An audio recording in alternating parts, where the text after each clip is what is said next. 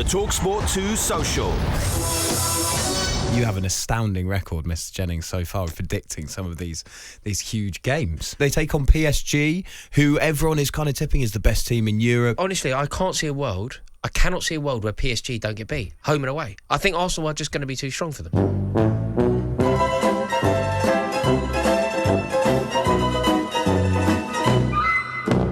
Arsenal 0, Paris Saint-Germain 1. It's the Parisians' leading marksman, Ousmane Dembele. I still think that they'll dominate the midfield. I think Declan Rice is so good, and they'll also dominate the wide areas. Their fullbacks, plus Martinelli and Saka, are going to be too strong. I was so impressed with PSG being able to control the game, being able to nullify a lot of Arsenal's threats in Saka and Odegaard. Yeah, I think Arsenal will win.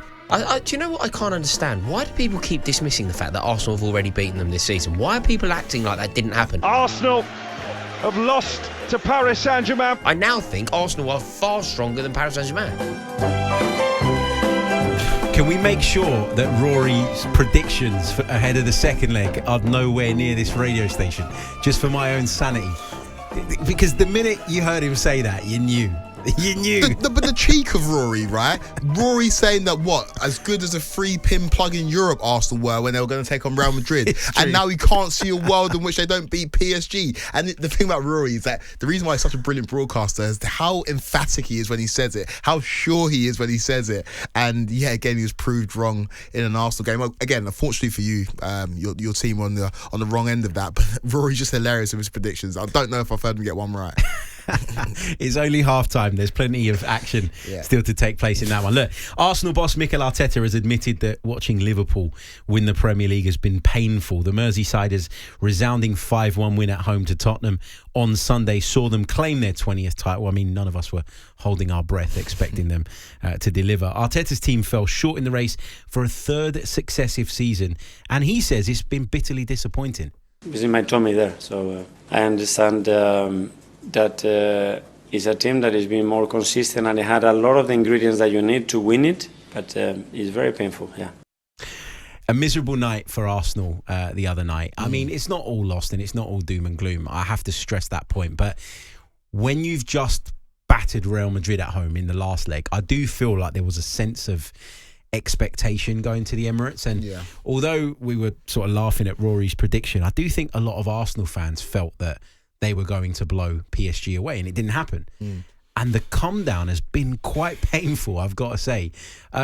Before we focus on the weekend's game, because it does feel a little bit inconsequential versus the PSG second leg, what did you make of what happened on Tuesday night? Were you surprised by sort of how Arsenal were really schooled, I would say, in the first 30, 35 minutes of that game? I think I was surprised at how good PSG were. I think PSG for the first 20 minutes looked like prime Barcelona. And that, obviously, they've got a man in Luis Enrique who knows Barcelona very well, was the manager of MSN, one of the most talented teams that we've ever seen win the Champions League. But I just thought Arsenal would have a bit more for them. Arsenal couldn't get the ball. Arsenal couldn't get close to PSG for the first 20, 30 minutes. It was almost like men against boys. And physically, I thought Arsenal would be able to impose their will and be dominant. Obviously, the Partey miss was a big one in hindsight, and it was for a stupid yellow card against Real Madrid. But PSG deserve a lot of credit, and I know the focus, obviously we live in England, is going to be on Arsenal, but I think people need to start taking note of how good this PSG side are. They've got two of the best fullbacks in the world. I'm not the biggest fan of Donnarumma, but he continues to make big saves to them in the Champions League. Marquinhos is very experienced. In midfield, they've just got players who can just keep the ball and recycle possession. They've also got that bit about them as well and get around the pitch. And the front three are so interchangeable, whether it's Doué, whether it's Dembele who got the goal, or whether it's Kvaratskhelia, they are so lethal. They're one of the most complete teams left in the Champions League, and I think they deserve their flowers. But from an Arsenal's point of view, I can imagine you were very disappointed with how your team started that game. Yeah, I was disappointed because the tactical sort of battles, if you like, that we were all talking about in the lead up were won by PSG. And PSG didn't do anything that surprised me. You know, Dembele dropping deep into midfield and them trying to flood that area of the park didn't surprise me. Them trying to set traps for us and inviting us to go and press them and then playing through us, that didn't surprise me. Our struggles to play through their very effective press, again, that didn't surprise me. And so when I came away from the game, I look back at that half an hour with regret. Where I do take some encouragement is that Arsenal were able to rectify the problem. And if you can rectify it in game, then at least that gives you a chance of fixing it ahead of the second leg when you've got time to prepare, which is a good thing, obviously. But I think you hit the nail on the head when you said we need to focus on how good PSG were. Because I've grown increasingly frustrated in the last few days with some of the coverage around this game and the lack of knowledge around PSG. We've got pundits at the highest level of this sport being paid top dollar to turn up and just roll out cliches and pick fights with the Arsenal supporters rather than focusing on PSG's brilliance.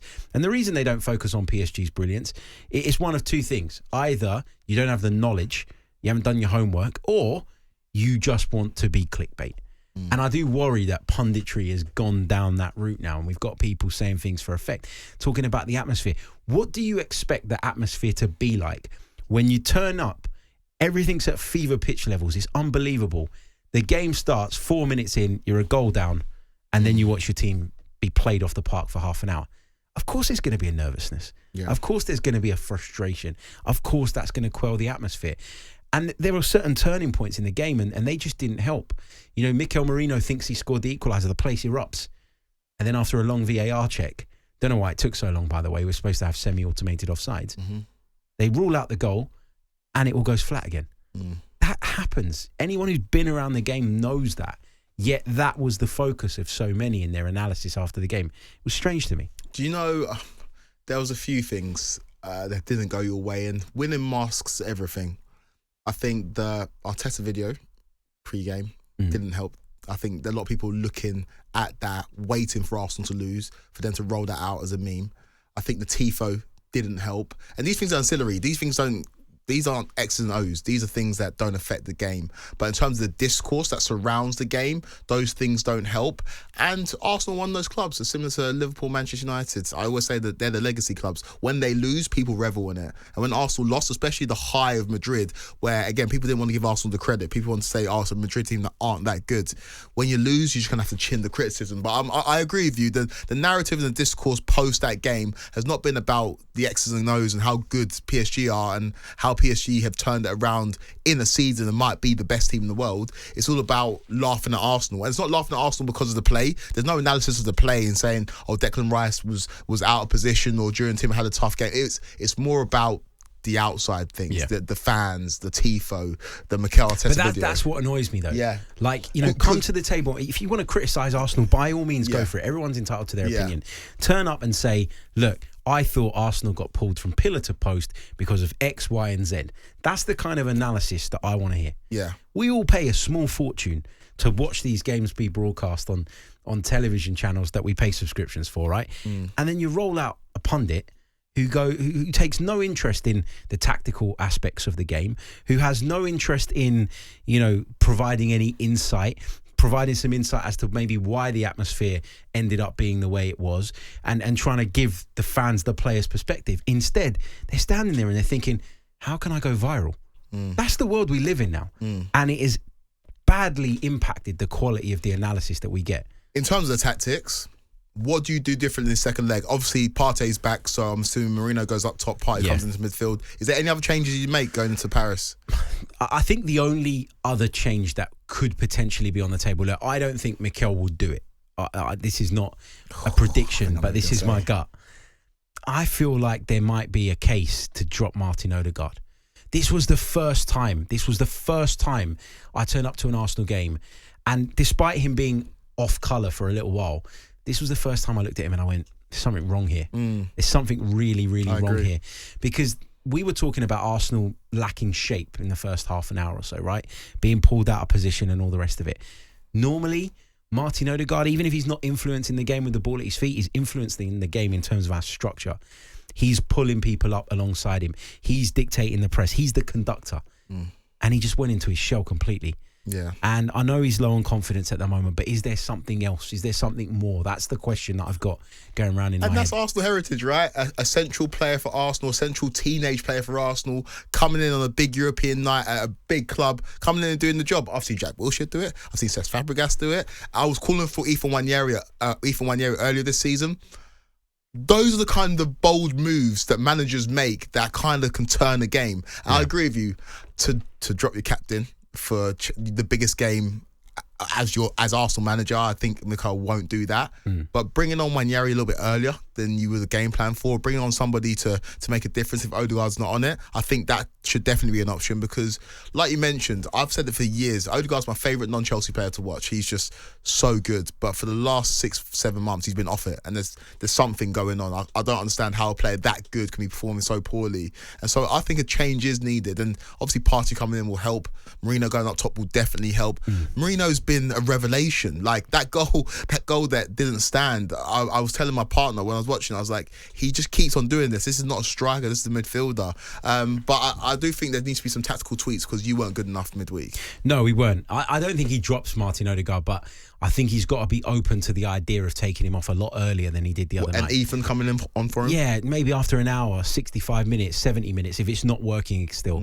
But I do think we're talking a lot about what the problems were. I do think a sort of ready-made solution is Thomas Partey because he just brings a balance back to that midfield.